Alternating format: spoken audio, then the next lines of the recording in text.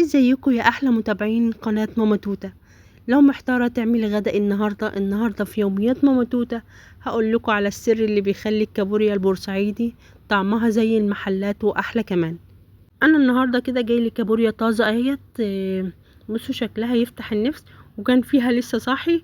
انا كده حطيتها في الحوض وبغسلها واحدة واحدة، بتحط عليها ميه كتير طبعا علشان بيبقى عليها رمل كده، وبتبقى اخده طبعا من البحر طين رمل. فانا بغسلها واحده واحده وبطلعها في طبق كده فيه مصفى اهو، عشان يصفي اي ميه فيها. هي طبيعي لما بتتحط كمان على النار بتنزل الميه اللي فيها.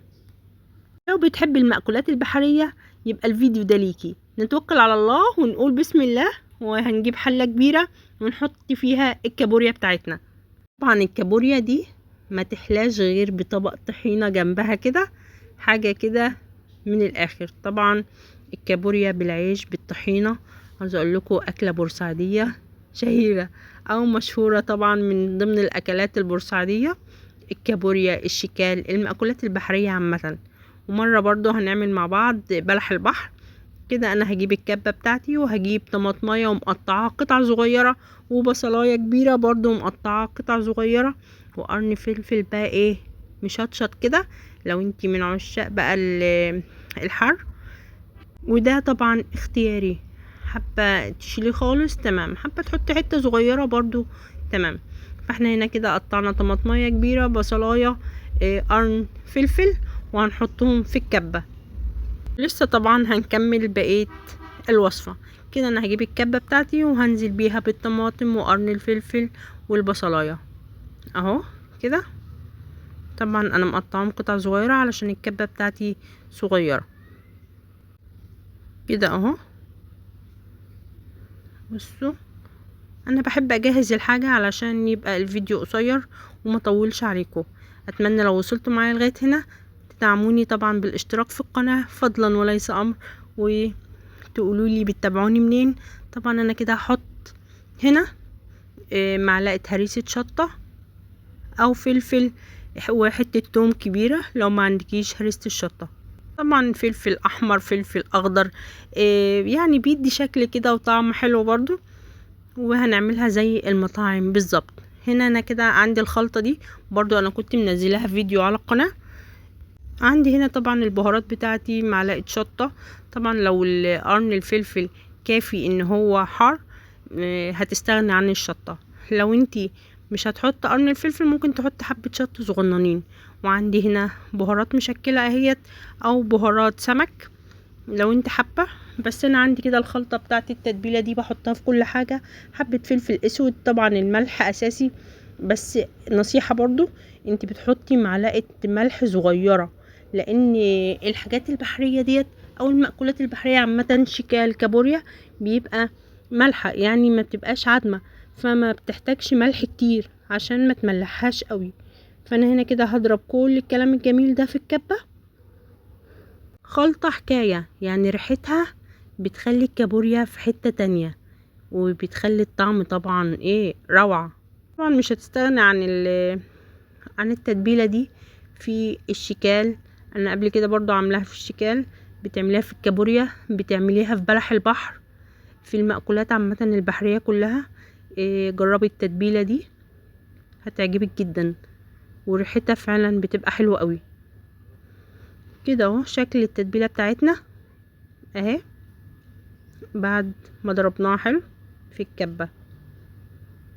كده اهو هنزل بقى بيها على الكابوريا، هقلبها كده اهوت، وهنزل على الكابوريا وهسيب معلقة واحدة في جنب هحطها على الكابوريا بعد ما ان شاء الله تستوي خالص. هنزل بقى بالتتبيلة بتاعتنا كده كلها على الكابوريا، وهسيب حبة صغننين كده ساعة التقديم، يعني هحطها كده على الوش. او مش حابة تحطيها وتكتفي ان بشكل الكابوريا كده تمام، مفيش اي مشكلة. انا كتير ما بعملش كده، بس انا ايه طبعا عشان التصوير وكده فلازم اعمل ايه يعني شكل الطبق كده اهو. طبعا الكابوريا الشكال اي حاجة ما بتتحطلهاش مية خالص، لان هي بتنزل ميتها على النار.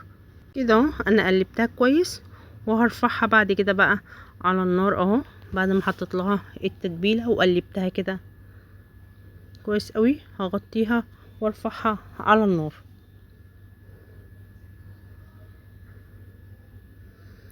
كده. اعرف ازاي ان هي استوت؟ لما اميل الحله ملقيش فيها نقطه ميه، وزي ما اتفقنا ما نحطلهاش ميه خالص لان هي هتنزل ميه. بصوا اهو، كل 5 دقايق بقى كده هفتح عليها واميل الحله كده، لو فيها ميه لسه هسيبها على النار لغايه ما تشرب الميه بتاعتها خالص.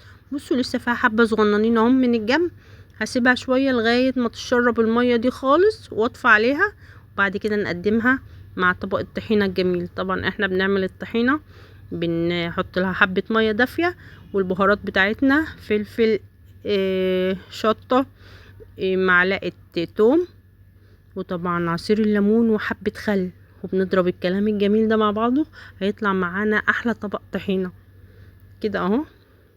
معلش البخار بقى عمل على الكاميرا كده.